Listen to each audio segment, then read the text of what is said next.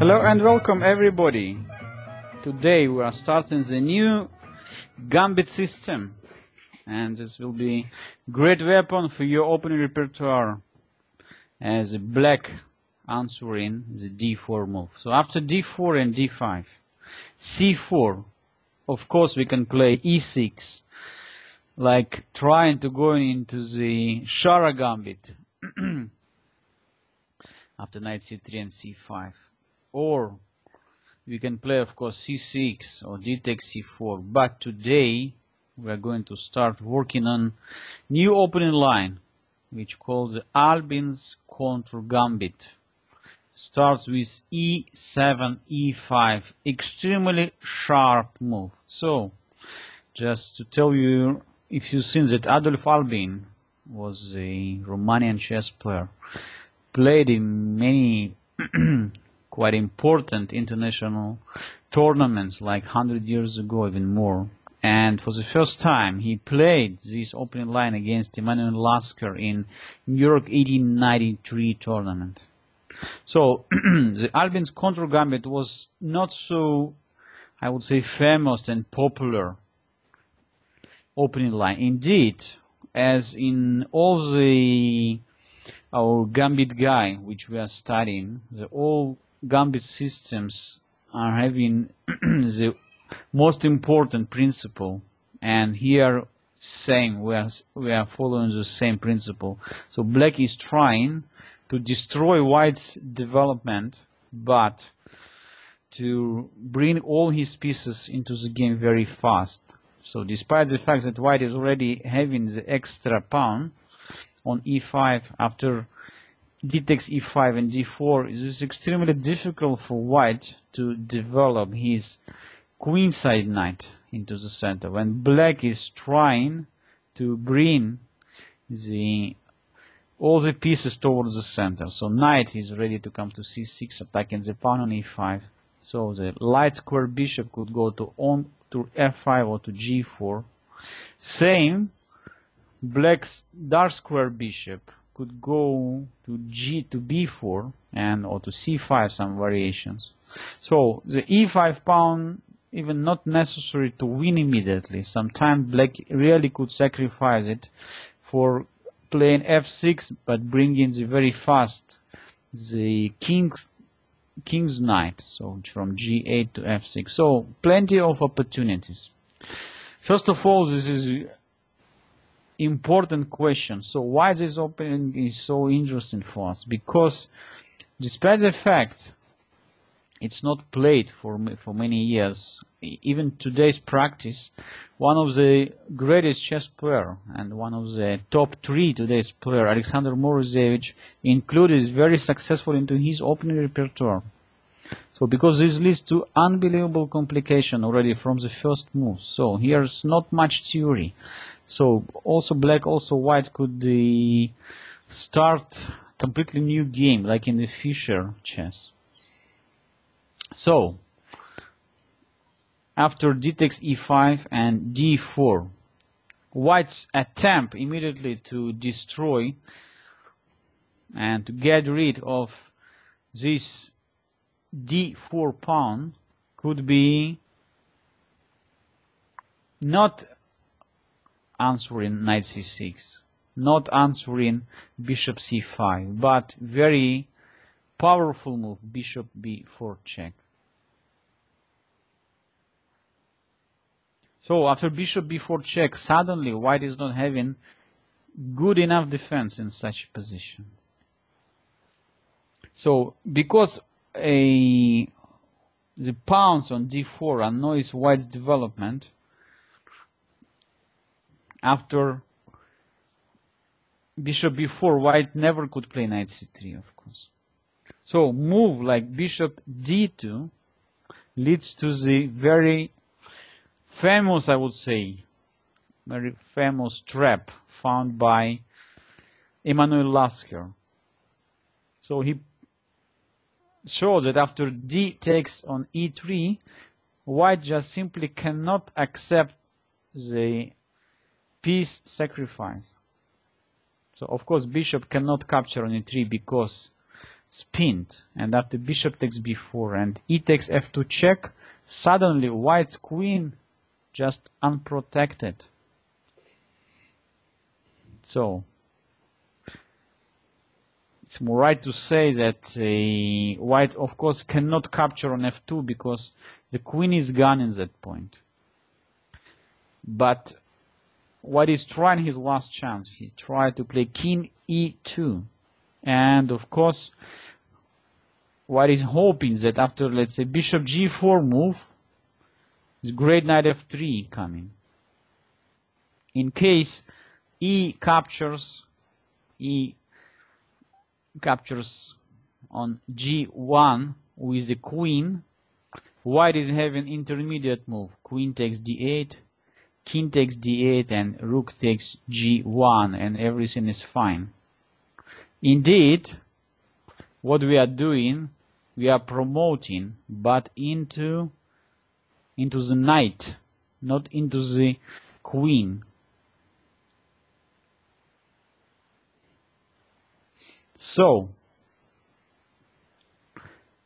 capture, knight, and this is intermediate check. So white has to do something about it. So unfortunately rook takes g1 doesn't work because bishop g4 and queen gone. By the way, when I was preparing this lecture, I found just more than 30 games played by that line, and in all the lines after rook takes g1 and bishop g4, white immediately called it a day. So the game is over. White is losing immediately. So let's try to find some other ways for white. So really to say, after capturing with the knight, it's not over yet, so white could try moving his king back to e1. But instead of capturing on d1 and trading the queens, look, after queen takes d1 and king takes d1, so this knight is somehow trapped, so we cannot escape so easily. Black is just continuing his attack after queen h4 check. So this is a very unpleasant check, I would say, since g3 will be met by queen e4 and one more hanging, the rook on h1. So after queen h4 check, white has to start marching with his king into the center. So after king d2, knight c6,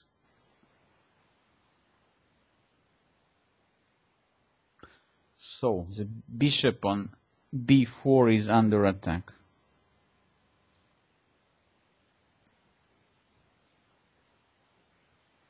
Bishop c3, so black is just bringing the bishop into the game after bishop g4.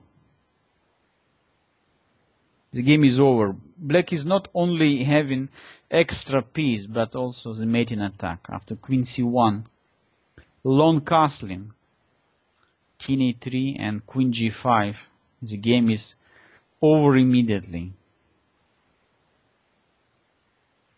So, it's not possible, as you can see, to accept the piece sacrifice, unfortunately. But let's say if white is just simply playing f takes e3,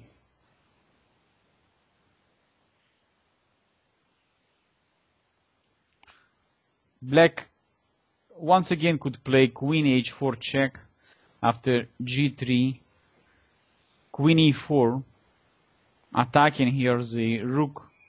After knight f3, queen takes e3, so black is having just great position.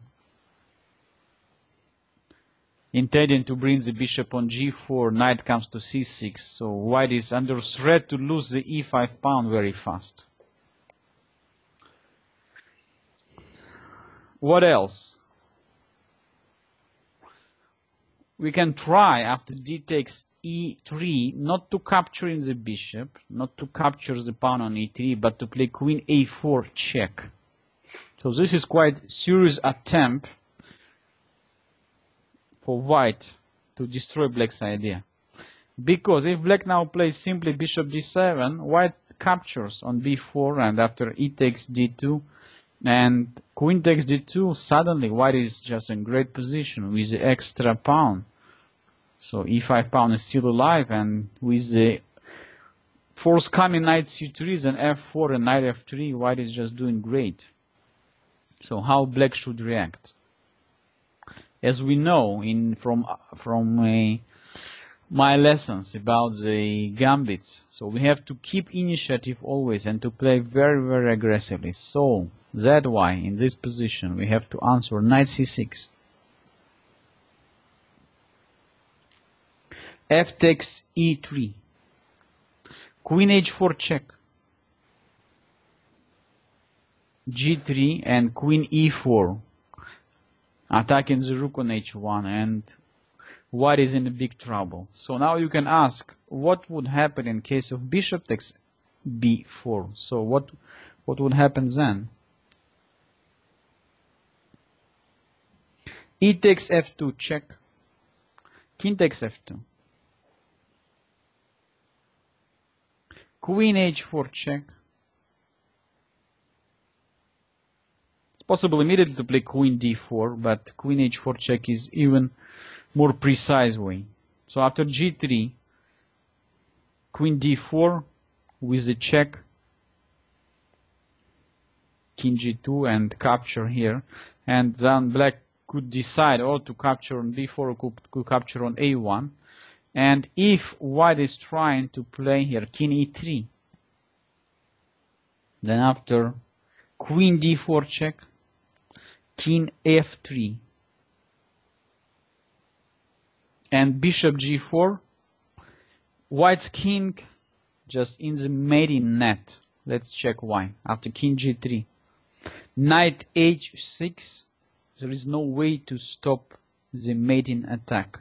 So inevitable mate after h3, knight f5 check, king h2, queen f4 check, g3, queen take g3, and with a checkmate. So from this very short analysis, we already can see how many problems white could get after just one sleep. One sleep is not so difficult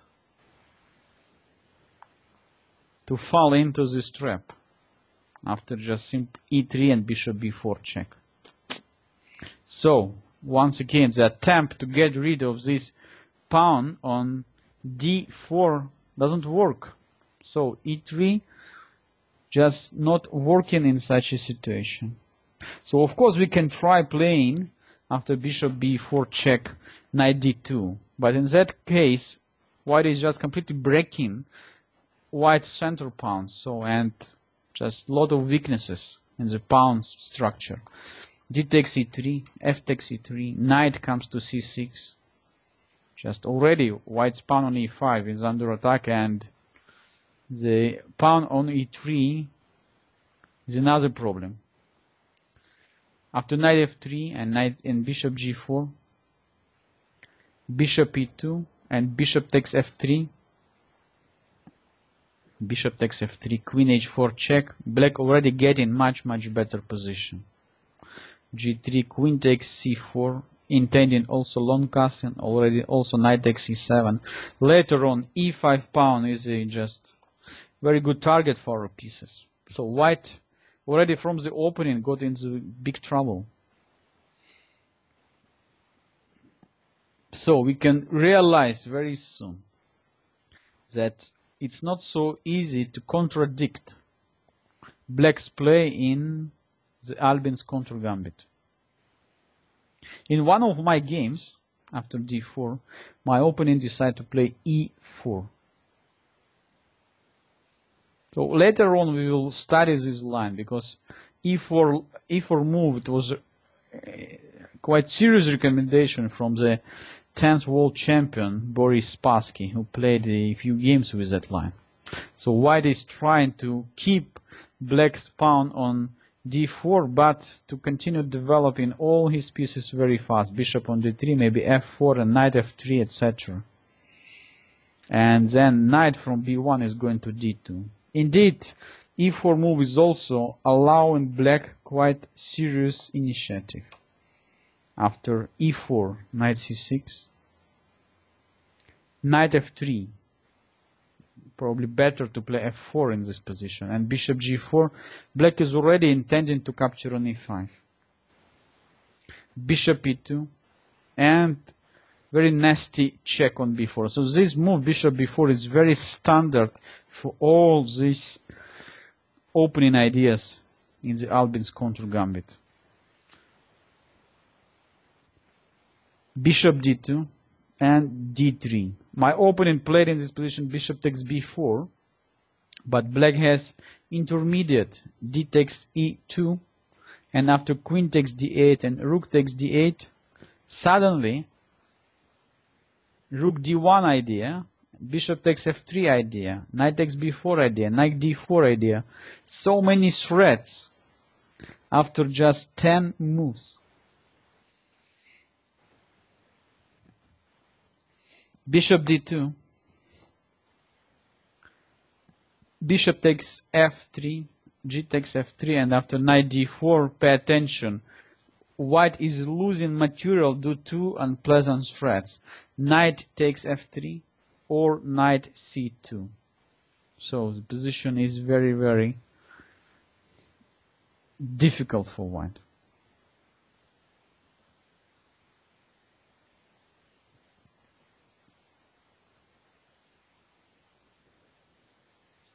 Okay, so let's back from the starting point of our lecture. d4, d5, c4, e5, d takes e5, and d4.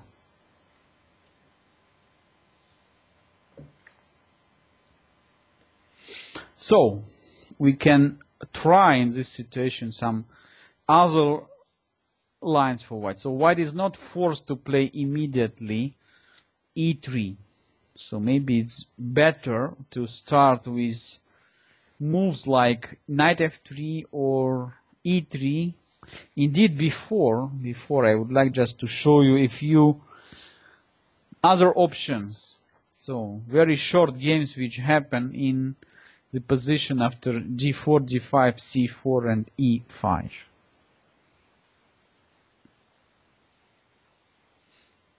e3. So this move cannot be recommended, of course, because now after e takes d4, white is having quite difficult choice. Why? Because if white is playing e takes d4, then pawn on d4 will be isolated, and if after e takes and c takes d5, bishop b4 check, already white is in trouble. Bishop d2, same tactics coming. D takes e3, f takes e3, and queen h4 check. So once again pay attention that it was not possible to capture bishop takes b4. Why? Because after e takes, king takes, and queen h4 check, the bishop is gone. And black is having already much better position. So just much better structure, and white's king lost casting right. Not talking that black also won a pawn.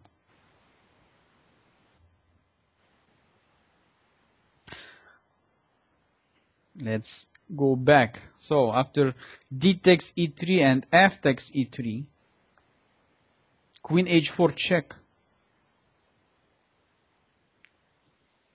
Another trouble here. After g3, once again queen e4, similar ideas we already studied. White decided to move the king, trying to avoid the loss of material. Instead, black just played trapping move, bishop d7, with the idea after knight f3 that suddenly white played just to checkmate white's king already after 8 moves.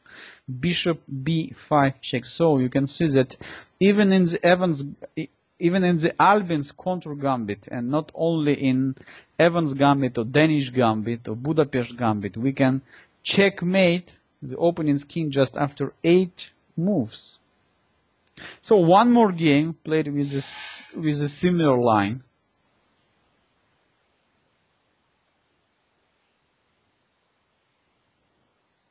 So after bishop b4, sorry, here after e3, so black played knight c6, d takes e5, d takes e4.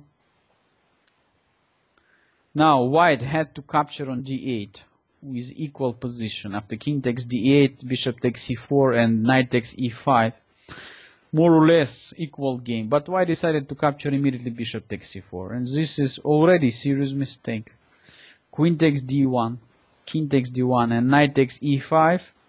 Already black is slightly better because white's king is just unplaced in the center. So what king is doing on d1? So black is intending just to bring the bishop out and then long castling to one extra tempi. And rapid development, of course, promises black's better position. Indeed, white decided to keep the bishop on the on the active diagonal. Bishop b3, and this led to losing situation. Why? Because after knight d3, pay attention. Black attacked also f2 pawn, and also after king e2, the bishop on c1 isn't protected. So already after knight d3, white is in big trouble. Suddenly losing a game already. So knight h3 will be met by bishop takes h3 and just removing the last defender of the f2 pawn. Okay, one more game. Catastrophe in the Albin's contour gambit. d4, d5, c4, e5, d takes e5, and d4. So now we can realize that e3 is quite dangerous. e4 we will study it slightly more later on. But what would happen in case of knight f3? So what way black is going to develop his initiative? Knight c6. Definitely the most logical continuation. Also black is protecting the pawn on d4 and at the same time attacking the pawn on e5. So once again g3 is quite dangerous move, because after bishop b4 check, the best for white is to play knight d2 or bishop d2, but same problem. After d takes e3 and f takes e3, e5 pawn is gone very soon. Let's say simply I can play in this position knight e7 with idea knight g6. Will be no way for white to protect this pawn on e5, and black just get in very good position because white's e3 pawn is still weak. And white didn't solve all his opening problems. So it's quite difficult to find the great place for the bishops, f1 and bishop from c1.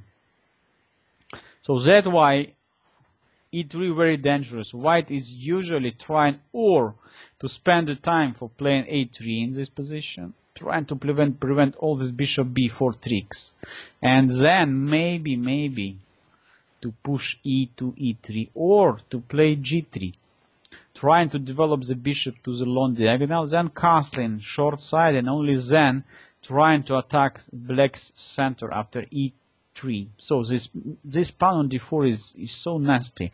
It's so difficult for white to complete the development. So even a position after g3 is very complicated. So black has here two more or less modern plans. The plan number one is quite old, is bishop g4, then queen d7, and then long castling.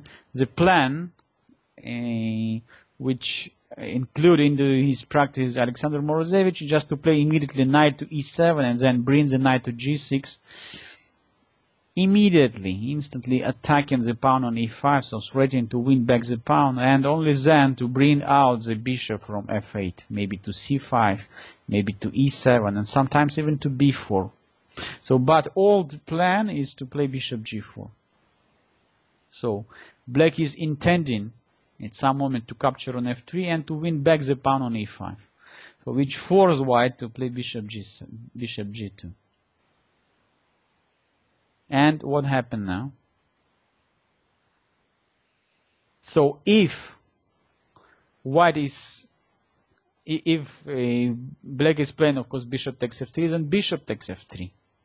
And once again, black cannot win back the pawn. Why? Because we have hanging pawn on b7. Indeed, as usual happen in the gambit opening line, so black is just following the main principles, continue playing. Queen d7, just connecting between queen and the bishop. At some moment we can exchange the light square bishop on g2 after bishop h3. Short castling is a normal way, but in that case black is just simply playing long castling, and this is extremely complicated position. So both sides are looking for the attack. So black could start pushing his pawn after h4, h5. Additional threat is bishop h3, trading the bishop. Maybe we can even capture on f3 at right moment and to capture on e5 later on with the tempo.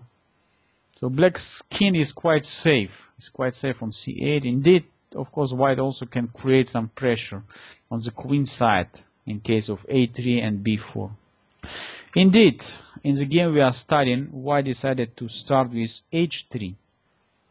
And after bishop f5, to play knight bd2. Suddenly, black played knight b4, and wow, what to do about this threat knight c2? So white is already in such a trouble. So you have to be very, very careful. Let's say queen b3 move will be met by knight c2 and the rook is gone. It's also quite serious problem after short castling. So black could play knight c2 attacking the rook. And let's say after knight b1 and the knight b4, at least we are saying that black is having draw by perpetual. Indeed, we also can try a move like knight e3. So very sharp combination of, so attacking the d2 part after f takes force and d takes. Also, the rook is still under attack, so black is also intending to capture on d2, bring the bishop into the center after bishop c5 check. Don't forget that white's pawn on h3 is also under attack. So, you have to be very, very careful.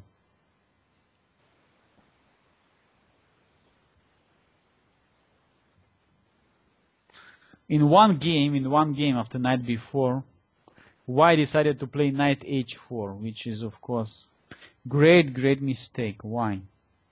Not because knight c2 check, but suddenly we have much better continuation. Just bishop comes to c2 and wow, the queen is trapped. The queen is trapped after just 9 moves. So, great news for black, of course. So after just 9 moves, the game is over. So only after mistake, of course, this situation could happen. Indeed, already from all the lines we worked out today, we can see that in the Albin's counter gambit, just promises, and Albin's counter gambit just promises us quite serious counterplay already from the first moves. We have to be very, very careful. I mean, white has to be very, very careful. So all these ideas, bishop b4 check, bishop g4, bishop f5, just destroying connection between white pieces, prevents white from being developed an easy way, taking the control over the center, not allowing white to break after e3, and very active piece play. All these factors are giving you quite strong compensation for the very small material disadvantage. This E5 pawn, which is many variations, just could be fall very fast. So in our next lesson, I would like just to continue with the famous game between when Emanuel Lasker decided to use the Albis contour gambit in his simultaneous exhibition tour in Germany in 1984. And we are going to study just more ideas and more important games in different variations. Also after, as I said, knight f3, also after a3, and also after e4. Thanks everybody for watching. So follow my next lecture about the Albin's contour gambit. And if you have any question, any request, just leave me a message on my website www.chesslessons.wordpress.com, and I will be happy to help you. Goodbye.